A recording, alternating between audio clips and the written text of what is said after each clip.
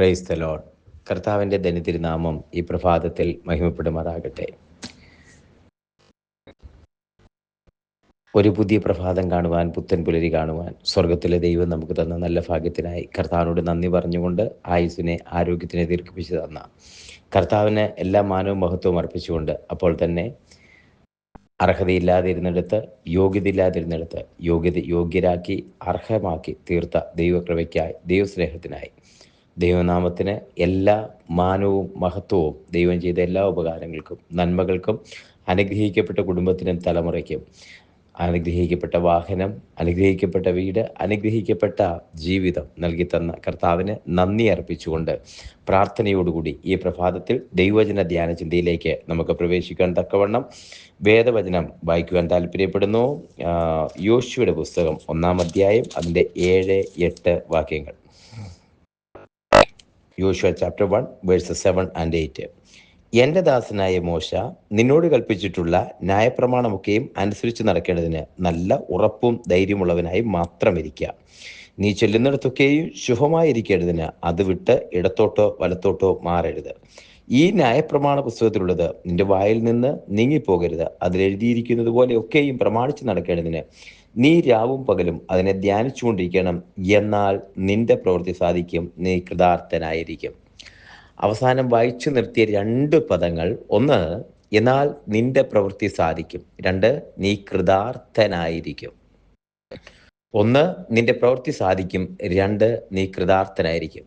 1-ാം സങ്കീർത്തനത്തിന്റെ 5-ാമത്തെ വാക്യത്തിൽ ഇതുപോലെ അർത്ഥം വരുന്നൊരു വാക്ക് ഉപയോഗിച്ചിട്ടുണ്ട്: അവൻ ആറ്റരികത്ത് നട്ടിരിക്കുന്നതും തക്കകാലത്ത് ഫലം കായ്ക്കുന്നതും ഇലവാടാത്തതുമായ വൃക്ഷം പോലെ ഇരിക്കും, അവൻ ചെയ്യുന്നതൊക്കെയും സാധിക്കും.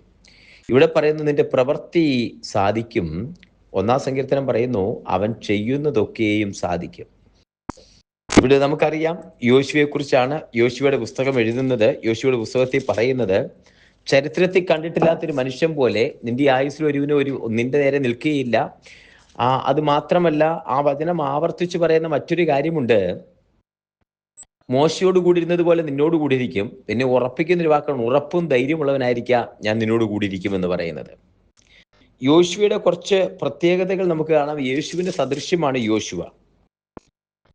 യോശുവയുടെ എന്ന പേരിന്റെ അർത്ഥം ഹോശയ, അതിന്റെ അർത്ഥം യേശു രക്ഷിതാവ് എന്ന് തന്നെയാണ് യോശുവയുടെ പേരിന്റെ അർത്ഥം. 2-ാമത്തെ കാര്യം, വാഗ്ദത്ത നാട്ടിലേക്ക് ഇസ്രായേൽ ജനത്തെ നയിച്ച നായകൻ, ദേശത്തെ വിഭാഗിച്ചു കൊടുത്ത വ്യക്തിയാണ് യോശുവ.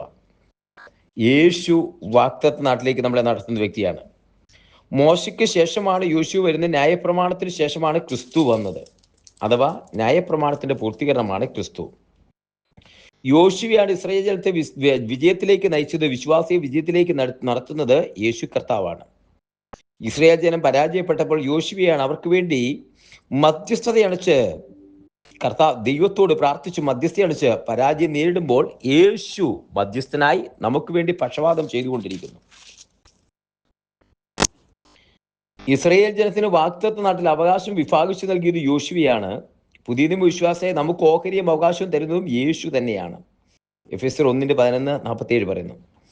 യോശുവ രാഹാബിന്റെ കുടുംബത്തെ രക്ഷിച്ച് യേശുവിന്റെ വംശാവലിയിൽ അവളുടെ പേര് വരുവാൻ ഇടയാക്കിയതുപോലെ യേശു തന്നിൽ ആശ്രയിക്കുന്ന ഏവനെയും വീണ്ടെടുത്ത് ജീവോത്സവത്തിൽ പേരാക്കുന്നു. അവന്റെ രാജ്യവും പുരോഹിതന്മാരും അവന്റെ ആക്കി വെക്കുന്നു.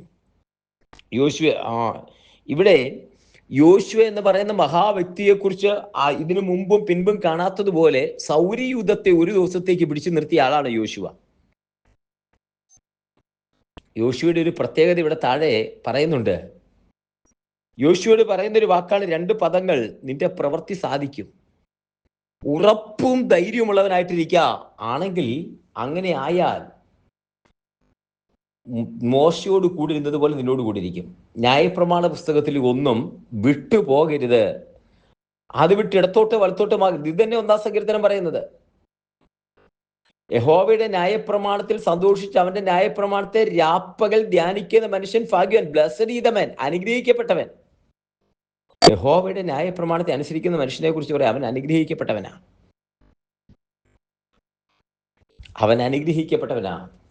അവൻ ഭാഗ്യവാനാ. അവനെ കുറിച്ചാണ് താഴെ പറയുന്നത്. അവൻ ആറ്റരികത്ത് നട്ടിരിക്കുന്നതും തക്കകാലത്ത് ഫലം കായ്ക്കുന്നതും വിലപാടാത്തവന്മാർ വൃക്ഷം പോലിരിക്കും, അവൻ ചെയ്യുന്നതൊക്കെയും സാധിക്കും.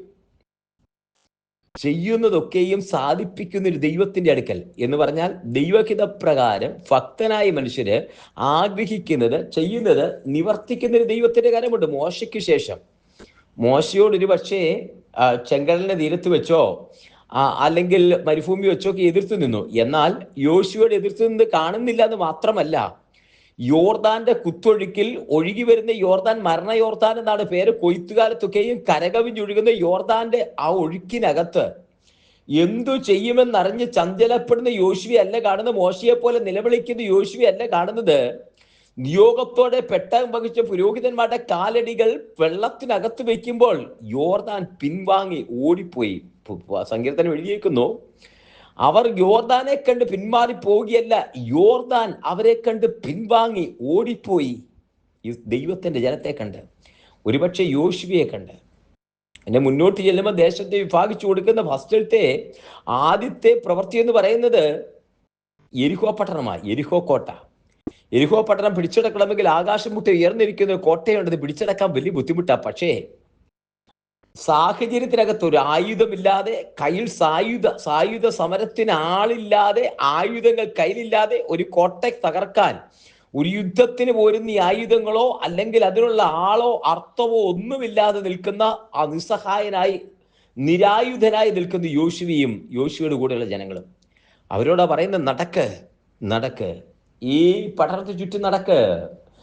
ഈ 6 ദിവസം ഓരോ പ്രാവശ്യം, 7-ാം ദിവസം 7 പ്രാവശ്യം, 13 പ്രാവശ്യം നടന്ന് 13ാമത്തെ പ്രാവശ്യം ചുറ്റും നടക്കുമ്പോൾ അത് ഇടിഞ്ഞു വീഴുക, കോട്ട ഇടിഞ്ഞു വീഴുക.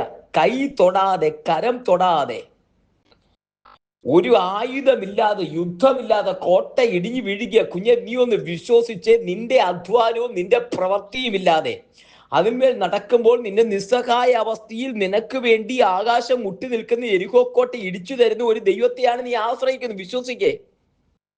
യോശുവോട് ഭയപ്പെടേണ്ട. യോശുവേ, മോശയോട് കൂടി ഇരുന്നതുപോലെ ഞാൻ നിന്നോട് കൂടി ഇരിക്കാം. ശ്രമിച്ചു നോക്കേണ്ട ദൈവം, യോശുവയുടെ ദൈവം ന്യായപ്രമാണം അനുസരിച്ച് ഇടത്തോട്ടോ വലത്തോട്ടോ മാറാതെ. അതുകൊണ്ടാണ് ഒരു ഉറപ്പിച്ച യോശുവയുടെ വചനത്തിന്റെ 9:24 പറയുന്നത്, ഞാനും എൻ്റെ കുടുംബവും ഞങ്ങൾ യഹോവയെ സേവിക്കും. യോശുവ ഉറപ്പാണ്. മറ്റുള്ളവരുടെ കാര്യം എനിക്കറിയില്ല. നിങ്ങൾക്ക് നദിക്ക് അക്കരെ വെച്ച് സേവിച്ച് ദേവന്മാരെ സേവിക്കണം, നിങ്ങളുടെ ഇഷ്ടം. പക്ഷേ ഞാനും എൻ്റെ കുടുംബവുമോ ഞങ്ങൾ യഹോവയെ സേവിക്കും. അതൊരു ഉറപ്പാ, അതൊരു ബലമാ. യോശുവ ഒരു ഉറപ്പാ, ജനത്തിന് ഒരു ഉറപ്പാ. അതുകൊണ്ട് ദൈവം ഒരു പ്രോമിസ് കൊടുത്തു, നിന്റെ ആയുസ്സിൽ ഒരാളും നിന്റെ നേരെ നിൽക്കുകയില്ല, നിന്റെ പ്രവൃത്തി സാധിക്കും. സാധിച്ചോ? യോർദാൻ ആ പ്രവൃത്തി സാധിച്ചു. യെരിഹോ കോട്ട ആ പ്രവൃത്തി സാധിച്ചു. ദേശത്തെ വിഭാഗിച്ചു കൊടുത്തു, ആ പ്രവൃത്തി സാധിച്ചു. ദൈവങ്ങളിലേക്ക് സമർപ്പിക്കുക, നിന്റെ പ്രവൃത്തി സാധിക്കും. കണ്ണുകൾ അടയ്ക്കാം, പ്രാർത്ഥിക്കാം. സ്വർഗീയ കർത്താവേ, ഞങ്ങൾ ഒരുമിച്ച് പാദത്തിലേക്ക് വരുന്നു. ജനത്തെ അനുഗ്രഹിച്ച് പ്രാർത്ഥിക്കുന്നു. ഈ കേൾക്കുന്ന സകല പേരെയും അങ്ങയുടെ നാമത്തിൽ അനുഗ്രഹിച്ച് പ്രാർത്ഥിക്കുന്നു. ദൈവം കൂടിയിരിക്കുന്നതിനായി സ്തോത്രം. ജനത്തെ അനുഗ്രഹിച്ച് പ്രാർത്ഥിക്കുന്ന അസാധാരണ സാന്നിധ്യം കൂടി നിറയ്ക്കുന്നു. യഹോവ കൂടിയിരിക്കുന്നതിനായി സ്തോത്രം. അങ്ങയുടെ നാമത്തിൽ അനുഗ്രഹിക്കുന്നു. തൃക്കരങ്ങളിൽ സമർപ്പിക്കുന്നു. കർത്താവിന്റെ കരം കൂടിയുള്ളതിനായി സ്തോത്രം. ജനത്തെ അനുഗ്രഹിക്കുന്ന ഈ ദിവസം അനുഗ്രഹമായി തീരട്ടെ. യേശുവിന്റെ കരങ്ങളിലേക്ക് സമർപ്പിക്കുന്നു. പ്രാർത്ഥന ഇട്ടിയാൽ സ്തോത്രം. എല്ലാ അനുഭവത്തോട് എടുക്കും യേശുവിൻ നാമത്തിൽ തന്നെ. ആമേൻ, ആമേൻ, ആമേൻ. കർത്താവിന്റെ അനുഗ്രഹിക്കട്ടെ. നാളെ നമുക്ക് വീണ്ടും കാണാം. അതുവരെ ദൈവത്തിന്റെ വിശാലമേറിയ ചെറുകടിക്കകത്ത് നമ്മളെ മറക്കുമാറാകട്ടെ. Bless you. Thank you so much.